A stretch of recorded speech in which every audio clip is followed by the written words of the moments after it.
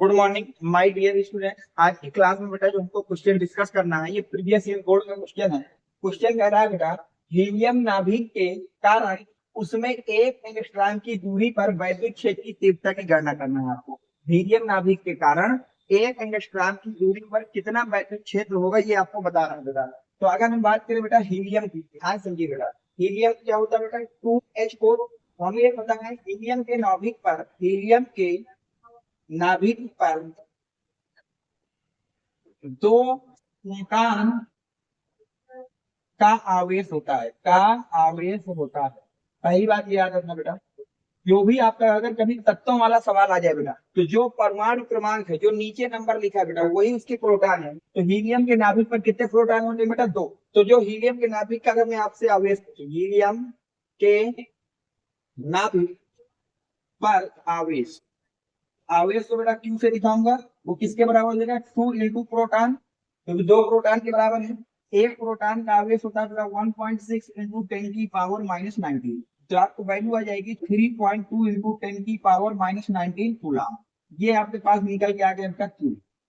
ये क्या निकल के आ गया बेटा? क्यू। अब उसने बोला है दूरी कितनी चली बेटा? आर। तो मान लीजिए बेटा ये हमारे पास हीलियम का नाभिक है, इससे एक एंगस्ट्रॉम की दूरी ये है, और यहाँ पर है बिंदु पी, और यहाँ पर हमें वैद्युत क्षेत्र की तीव्रता ईपी हमें फाइंड करना है बेटा। ईपी क्या करना है बेटा? फाइंड करना है। तो मैं लिखूंगा हीलियम के नाभिक से हीलियम के नाभिक से पी बिंदु की दूरी तो वो हो जाएगी बेटा आर इक्वल टू 1 एंगस्ट्रॉम। जबकि किसी भी सवाल में अगर आपको दूरी लिखना है, दूरी हमेशा किस में लिखना है बेटा? मीटर में। तो ये भी बात याद रखना, अगर आपको नहीं पता बेटा कि अगर एंगस्ट्रॉम की जगह मीटर लिखना हो तो वो होता है 10⁻⁻10 मीटर के बराबर। एक एंगस्ट्रॉम की जगह अगर मीटर लिखना है तो वहां पे कितना लिखना पड़ेगा बेटा? 10⁻⁻10 मीटर। सब कुछ याद तक चलिए बेटा। क्या मैं इसको लिख सकता हूँ 1 इंटू 10⁻⁻10 एंगस्ट्रॉम बोलते हैं सॉरी मीटर। तो क्या ये हो जाएगा 10⁻⁻10 मीटर। अब हमें क्या कर लेना है? वैद्युत क्षेत्र की तीव्रता। तो मैं लिखूंगा बेटा आर बिंदु आवेश के कारण बिंदु आवेश के कारण आर दूरी पर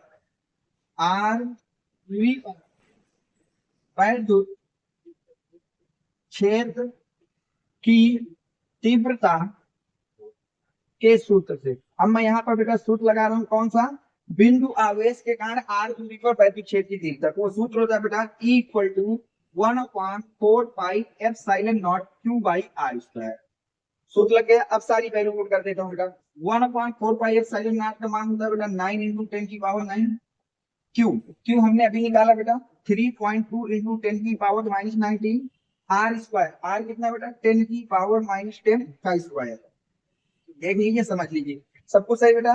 तो E इक्वल टू आपके सामने कितना आ जाएगा बेटा? 9 और 3.2 को एक साथ रख लेते हैं बेटा, किंतु जब भी बेस सेम हो तो पावर ऐड हो जाता है बेटा। 9 में -19 को ऐड करोगे तो 10⁻⁻10। नीचे बेटा 10⁻⁻10 का स्क्वायर तो 10⁻⁻10 इंटू 10⁻⁻10 इतना लिखा जा सकता है बेटा। तो क्या बेटा अगर मैं इसका मल्टीप्लाई कर दूं तो 9 दूनी 18 और 9 तिया 27, 1 28, एक अंक बाद दशमलव, ये हो जाएगा 10 की पावर 10 से एक 10 की पावर 10 कट जाएगा।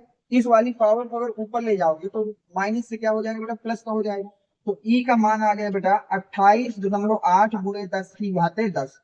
और जब भी आंसर बेटा 10 की घात में लिखा हो तो दशमलव हमेशा एक अंक के बाद होना चाहिए। दशमलव हमेशा कहाँ होना चाहिए? एक अंक के बाद होना चाहिए। तो मैं अगर एक अंक की इधर लाऊंगा तो ईपी हमारे पास आ जाएगा बेटा 2.88 इंटू 10⁻11। 2.88 इंटू 10⁻11। सही याद रख, नोट करिए।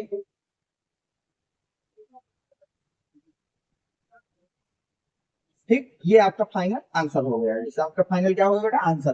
ठीक है, उम्मीद कर रहा हूँ कि सारी चीजें आपके समझ में आई होंगी। तो बस वीडियो को लाइक कर देना, चैनल को सब्सक्राइब कर देना, और अगर कोई क्वेश्चन आपको नहीं आ रहा तो मेरे व्हाट्सएप नंबर बेटा 78809608, इस नंबर पे आपको उस क्वेश्चन की फोटो खींच करके मुझको भेज देना, मैं उसको सॉल्व करा दूंगा।